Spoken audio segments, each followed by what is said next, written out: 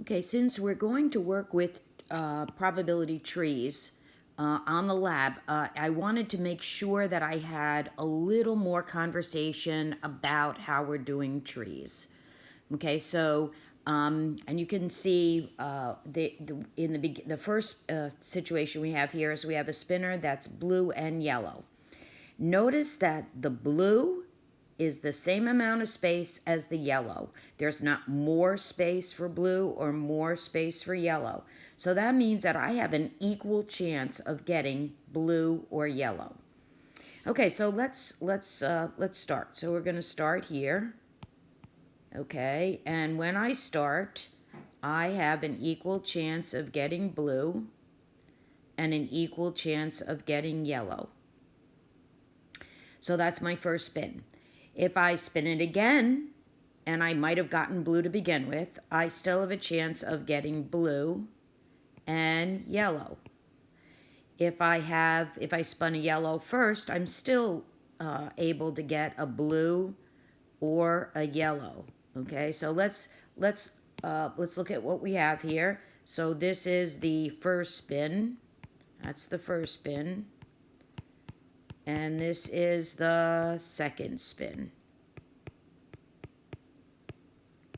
Okay, so I want to now look at probability. Okay, so the probability of getting blue or yellow in the first spin is 1 out of 2. It's 1 out of 2. If there's 2 possible things I could spin a blue or I could spin a yellow. And there's a 1/2 chance of getting blue and a 1 out of 2 chance of getting yellow. In the second spin, it changes a little in that there are now 4. So the choice here is I could get blue, blue. I could get blue, yellow. I could get yellow, blue. And I could get yellow, yellow. Okay, and you can follow the lines down in the branches of the tree. So the chances of getting 2 blues is 1 out of 4. The chances of getting 2 yellows is 1 out of 4. Now, if it doesn't make any difference if I get a yellow or blue first, the chances actually of getting a yellow and a blue are 2 out of 4. Okay, so that's kind of how you use a very simple tree with a yellow and blue, with that yellow and blue spinner.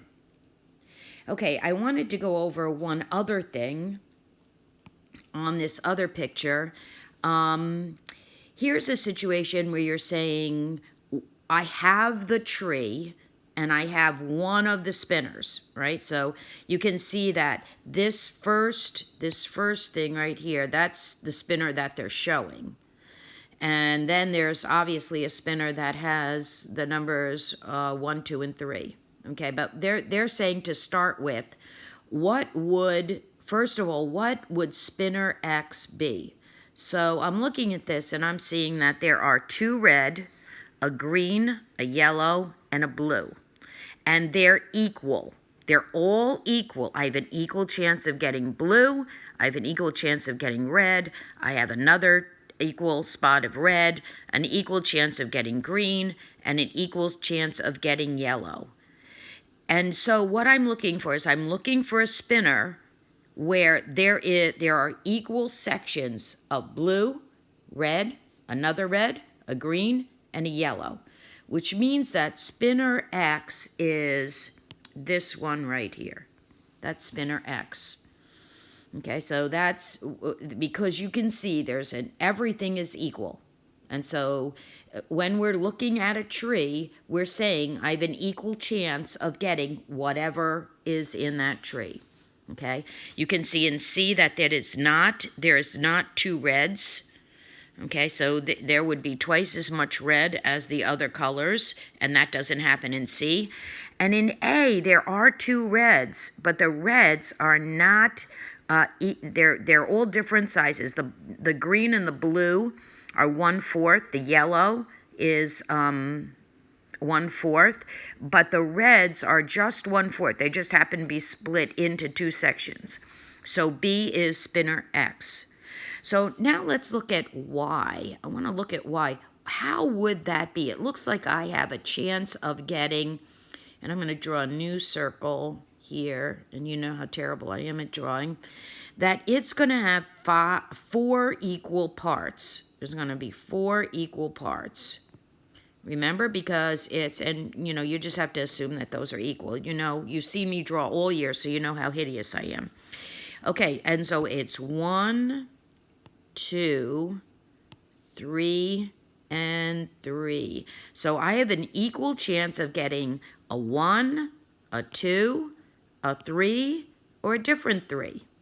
Okay, so that's how those spinners would look. Those are a couple of things that I wanted to bring out as far as probability.